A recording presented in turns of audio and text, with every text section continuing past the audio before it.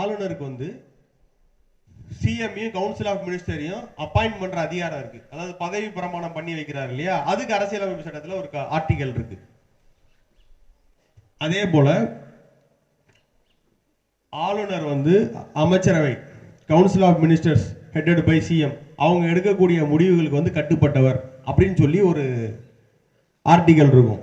So இப்போ நீங்கள் வந்து ஒன்ஸ் ஆளுநர் ரிலேட்டடா ஒரு நியூஸ்ல ஒரு இது வருதுன்னு சொன்னா அதோட பேக்ரவுண்ட் எல்லாத்தையுமே பாலிட்டியில படிக்கணும். அதே போல நம்ம இதுல இப்ப அந்த கீழடி அந்த அகழாய்வு அந்த இதெல்லாம் பண்றாங்க இல்லையா, அப்போ வந்து பாத்தீங்கன்னா அது வந்து இந்த மாதிரி பில்டிங்ஸ் வந்து இந்த காலகட்டத்தோட இருக்கு, மேட்ச் ஆகுது, ஹரப்பன் கல்ச்சரோட மேட்ச் ஆகுது, நம்ம வேதிக் கல்ச்சரோட மேட்ச் ஆகுது அப்படின்னு சொல்லி நியூஸ் பேப்பர்ல போட்டிருப்பாங்க. அப்போ நீங்க வந்து ஹரப்பன் கல்ச்சர்லயோ இல்ல வேதிக் கல்ச்சர்லயோ ஒரு கொஸ்டின் எக்ஸ்பெக்ட் பண்ணலாம். இதுதான் கரண்ட் அஃபேர்ஸ்.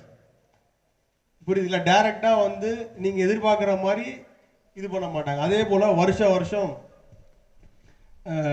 ரிபப்ளிக் டேக்கு வந்து பாத்தீங்கன்னா நம்மளோட ரிபப்ளிக் டே பெரேட்ல ஒரு வெளிநாட்டு head of the country, head of the நேஷன்ஸை ஒவ்வொரு வருஷமும் கூட்டு வருவாங்க, இன்வைட் பண்ணுவாங்க. ஸோ அப்போ கடந்த 4 வருஷத்துல யார் யார் பார்ட்டிசிபேட் பண்ணாங்கன்னு தெரிஞ்சுக்கிட்டீங்கன்னா ஒரு மேட்ச் தான் ஃபாலோவிங்ல கேட்பாங்க. ஸோ கரண்ட் அஃபேர்ஸுங்கிறது இதை இந்த மாதிரி பேஸ் பண்ணி தான் கேட்பாங்க. அதே போல் எவ்ரி இயர் ரிபப்ளிக் டேக்கோ இண்டிபெண்டன்ஸ் டேக்கோ வந்து பார்த்தீங்கன்னா அவார்ட்ஸ் கொடுப்பாங்க, பெரியார் விருது, அண்ணா விருது அப்படின்னு சொல்லிட்டு. அப்படின்னும் போது நீங்கள் யார் அந்த விருதை வாங்கினாங்கன்னு எக்ஸ்பெக்ட் பண்ணாதீங்க. இந்த விருதை எந்த வருஷம் கான்ஸ்டியூட் பண்ணாங்க, what is the aim of that award, அது என்ன பர்பஸ்க்காக அந்த அவார்டை கொடுக்குறாங்க, அதோட நோக்கம் என்ன அப்படின்னு தெரிஞ்சுக்கிட்டீங்கன்னா ஸ்டேட்மெண்ட்ல இந்த இந்த அவார்டு அண்ணா விருது இந்த ஆண்டுல இருந்து துவங்கப்பட்டது ஒன்று, ரெண்டாவது இந்த பர்பஸ்க்காக இது துவங்கப்பட்டது, இந்த ஆண்டு இன்னாருக்கு வழங்கப்பட்டது, 1 2 3 3 statement, 1 only correct, 2 only correct, 3 only correct, all are correct, இப்படி ஒரு 5 ஆப்ஷன் வரும். இந்த மாதிரி தான் நீங்க எக்ஸ்பெக்ட் பண்ணணும். ஒன்ஸ் ஒரு விஷயத்தை நியூஸ் பேப்பர்ல படிக்கிறீங்கன்னு சொன்னா அதோட பேக்ரவுண்டுக்கு போயிடணும். அது எங்க இருந்து இது எந்த சப்ஜெக்ட்ல இந்த கொஸ்டின் நமக்கு ரிலேட் ஆகுது. இப்போ ஒரு எக்ஸாம்பிளுக்கு பாலிட்டி சொன்னேன், ஒரு எக்ஸாம்பிளுக்கு அவார்டு சொன்னேன், ஒரு எக்ஸாம்பிளுக்கு நம்ம அகழாய்வு பண்ணக்கூடிய இது சொல்லணும். இந்த மாதிரி தான் கேட்பாங்க. டைரக்டா அப்படியே நியூஸ் பேப்பர்ல வரதை கேட்க மாட்டாங்க. பேக்ரவுண்ட்ல இப்போ இந்த டாபிக் இருக்குன்னா இந்த டாபிக்ல ஒரு இப்போ ரீசெண்ட் ட்ரெண்டிங்ல இது கேட்பாங்க. திரும்ப திரும்ப வந்து ரிப்பீட்டடா நீங்க வேர்ட்ஸ் பார்க்கலாம். ஸ்டேட் கவர்மெண்ட் வந்து கவர்மெண்ட் ஆஃப் இந்தியா வந்து ஒன்றிய அரசுன்னு சொல்லலாம். பட் அப்படின்னும் போது இந்த வார்த்தை ஏன் பயன்படுத்துறான்னு கேள்வி வராது. What is the central state relation, சென்ட்ரலுக்கும் ஸ்டேட்டுக்கும் உள்ள ரிலேஷன்ஸ் அரசியலமைப்புல எந்தெந்த ஆர்டிகல்ல கவர் ஆயிருக்கு அப்படிங்கிற கேள்விகள் வரலாம். அதே போல union list, state list, concurrent list, 3 list இருக்கு. மாநில பட்டியல், மத்திய பட்டியல், பொது பட்டியல். அந்தந்த பட்டியலில் இருக்கிறத வந்து அந்தந்த மீன் ஸ்டேட் லிஸ்ட்னா அசம்பிளிக்கு தான் அந்த சட்டத்தை ஏற்றதுக்கு அதிகாரம் இருக்கு. அப்ப கல்வி எந்த லிஸ்ட்ல இருக்கு, எதனால வந்து சென்ட்ரல் ஸ்டேட்டுக்கு வந்து இந்த ரிலேஷன் வந்து விச் இஸ் நாட் பீசிபிள், மும்மொழி கல்வி இருமொழி கல்வின்னு சொல்றோம். ஸோ இதோட பேஸ் எங்க இருக்குன்னு பாத்தீங்கன்னா கன்கரண்ட் லிஸ்ட்ல இருக்கு எஜுகேஷன். அப்போ மாநில அரசும் வந்து ஒரு பில்லை கொண்டு வரலாம், பார்லிமெண்ட்டும் ஒரு பில்லை கொண்டு வரலாம்.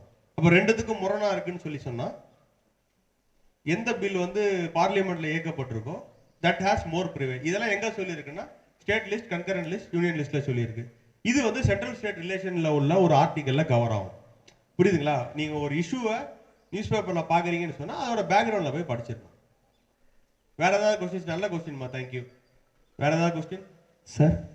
இங்க பிரின்சிபல்ஸ் பிரதருக்கு ஒரு கொஸ்டின் இருக்கு சார். Please sir. கண்டிப்பா நீங்க அதுக்கும் பதில் சொன்னீங்கன்னா ரொம்ப சிறப்பா இருக்கும். Thank you. Competitive examination, sharing your experience and techniques, and basically our students have this question. I am a Viscom teacher. Sir. Last year when I took question for model exam முடிஞ்சவனா ஸ்டூடெண்ட்ஸ்லாம் வந்து objective type இருக்கும். Question நீங்க தப்பா கேட்டீங்க, 4 answer கரெக்டா இருக்கு அப்படின்னாங்க. என்ன பாருங்க, 1 ரைட்டா இருக்கு, 3 தப்பா இருக்கு. போய் பாருங்க, 4 அப்ஜெக்டிவ் ஆன்சர்ல 3 தப்பு, 1 ரைட்னு. கொஞ்ச நேரம் போய் எல்லாம் புக்கெல்லாம் படிச்சுட்டு வந்தாங்க. ஆமா 1 தான் கரெக்ட்னு சொல்லி The same also competitive examல பார்த்தவனா எல்லாம் ரைட்டா தெரியும் எல்லாருக்கும். How to identify and eliminate the wrong answers. ஏன்னா fraction of செகண்ட்ல நம்ம வந்து ஒரு மைண்ட் கன்க்ளூஷன் ஒன்று இதான் ரைட்டுன்னு சொல்லிட்டு டைம் கிடையாது, ½ ஒர்க் அவுட் பண்ணுறதுக்கு அந்த மாதிரி உங்களுடைய அனுபவத்தில் அது அவங்களுக்கு யூஸ்ஃபுல்லாக இருக்கும். How to eliminate wrong answers. அதாவது இந்த காம்படிட்டிவ் எக்ஸாமை பொறுத்த வரைக்கும் எல்லாருமே சொல்லுவாங்க it is a process of selection அப்படின்னு சொல்லுவாங்க. நான் வந்து வித்தியாசமாக சொல்கிறேன், it is a process of elimination சொல்லுவேன். எனக்கு 100 பேர் தான் வேணும் வேலைக்கு, 100 வேகன்சி தான் இருக்குது, 1,00,000 பேர் எழுதுனாங்க. 100 பேரை செலக்ட் பண்ணுறதுங்கிறது ரொம்ப கஷ்டம். சார் உனக்கு இந்த குவாலிஃபிகேஷன் இருக்குது அதனால நான் உன்னை எடுக்கிறேன் அப்படின்னு நம்ம சொல்ல முடியாது. சார் அப்போ நானும் ஈக்குவல் குவாலிஃபிகேஷனாக இருக்குன்னு சொல்லி பட் எலிமினேஷன் பண்ணுறதுக்கு ஒவ்வொரு காரணம் சொல்லலாம். அது மாதிரி தான் இந்த கேள்விகள் வந்து ஒரே ஆன்சர் ஆப்ஷன் இருக்கும். செலக்ட் பண்ணுறது ரொம்ப கஷ்டம், ஆனால் எலிமினேட் பண்ணுறது ரொம்ப ஈஸி. அது எப்படி சார் பண்ண முடியும் அப்படின்னா ப்ராக்டிஸ் தான். ரிப்பீட்டடாக நீங்கள் எக்ஸாம்ஸ் இது பண்ணும்பொழுது எக்ஸாம் எழுதி முடிச்சோடனே ஆன்சர் கீ போடுறாங்களா, ஆன்சர் கீ போட்டோடனே ஆன்சர் இதுன்னு சொல்லி செக் பண்ணுறீங்களா, செக் பண்ணும்பொழுது இந்த கொஸ்டினை நம்ம இந்த மாதிரி படிச்சிருந்தா இந்த ஆன்சரை கரெக்டாக பண்ணியிருக்கலாம், அவசரத்தில் படிக்கும்பொழுது இந்த தவறு பண்ணுறோம். இது 1 முறை 2 முறை 3 முறை. ஸோ ஒரு ஃபைனல் எக்ஸாம் எழுதுறதுக்கு முன்னாடி நீங்கள் ஒரு 30 ப்ரிலிம்ஸ் எக்ஸாமில் 40 கொஸ்டின் பேப்பரை நீங்கள் ப்ராக்டிஸ் பண்ணி பார்க்குறீங்கன்னு சொன்னால் ப்ராக்டிஸ் பண்ணுறதோட மட்டும் இல்லை, எக்ஸாம் முடிஞ்சதுக்கப்புறம் அந்த ஆன்சர் கீயை வச்சு பார்க்கணும். நீங்கள் டெஸ்ட் எழுதும் போது ஓஎம்ஆர் ஷீட்டில் ஷேட் பண்ணுறீங்க இல்லையா, அப்போ வந்து கொஸ்டின் பேப்பரில் சும்மா லைட்டாக பென்சில்லையோ இல்லை பென்லையோ ஒரு லைட்டாக மார்க் பண்ணிக்கோங்க. நீங்கள் என்ன ஆப்ஷனை ஷேட் பண்ணீங்கன்றதை நோட் பண்ணிக்கோங்க. எக்ஸாம் எழுதி முடிச்சுட்டு வந்ததுக்கப்புறம் நீங்கள் அந்த ஓஎம்ஆர் இது ஆன்சர் கீயை வச்சு வெரிஃபை பண்ணீங்கன்னா நீங்கள் எக்ஸாம் எழுதும் போது கொஸ்டினை படித்தோடனே இதுதான் ஆன்சர்னு சொல்லி டிக் பண்ணியிருக்கீங்க இல்லையா, அப்போ அதுக்கு ஒரு ரீசன் கொடுத்துருப்பீங்க இல்லையா, இதனால தான் இந்த ஆன்சர் கரெக்ட்னு சொல்லி நீங்கள் பண்ணியிருப்பீங்க இல்லையா.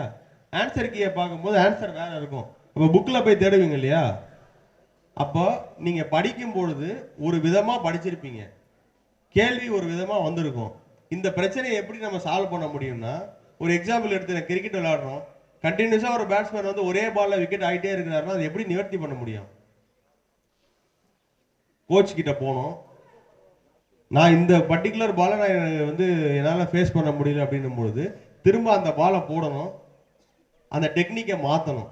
சிமிலர்லி நீங்கள் தவறு பண்ணுறத வந்து ஆன்சர் கீயை வச்சு எதனால் அப்படின்னு யோசிச்சிங்கன்னா நிவர்த்தி பண்ணலாம். 2வது ப்ராக்டிஸ். கண்டினியூஸாக இதனால தான் நான் தப்பு பண்ணியிருக்கேன், அந்த அவசரத்தில் நம்மளோட சொன்ன நெகட்டிவ் கொஸ்டின்ஸ் இருக்கும், which of the following is not கரெக்ட்னு இருக்கும். நம்ம டக்குன்னு பார்த்தோன்னே எது கரெக்டாக அதை ஷேட் பண்ணிட்டு போயிடும். அந்த நாட் கரெக்டுங்கிறத நம்ம அந்த நாட் அப்படிங்கிற வார்த்தையை நம்ம கவனிக்காம விட்டுருவோம். இந்த மாதிரி similar kind of options, similar kind of mistakes இதெல்லாம் நீங்கள் எப்படி நிவர்த்தி பண்ண முடியும்னா நிறைய டெஸ்ட் எழுதுனா தான் நிவர்த்தி பண்ண முடியும் அப்படிங்கிறது என்னோட வீடியோ உங்களுக்கு பிடிச்சிருந்தா லைக் பண்ணுங்க, ஷேர் பண்ணுங்க, சப்ஸ்கிரைப் பண்ணுங்க, கமெண்ட் பண்ணுங்க, பெல் ஐக்கன் பிரஸ் பண்ண மறந்து போயிடாதீங்க. அப்பதான் நாங்கள் போஸ்ட் பண்ற வீடியோவோட நோட்டிஃபிகேஷன் உங்களுக்கு வரும்.